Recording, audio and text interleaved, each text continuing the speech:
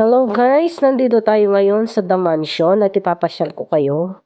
Kahit medyo mahigpit ang security guard dito dahil bawal pang pumasok dito sa The Mansion. Dito nga pala nagbabakasyon ang ating mahal na presidente pag summer.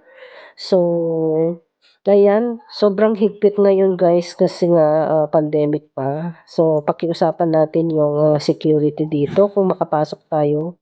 At kukuha lang tayo ng short video. Ayan po, kung bago kayo sa channel ko, please don't forget to subscribe at pakiclick na rin po ang notification bell para ma-update ka sa lahat ng bagong video na i-upload ko. Tingnan natin kung ano yung nandito sa The Mansion at hindi tayo makakapasok sa loob guys, hanggang dito lang tayo sa gate.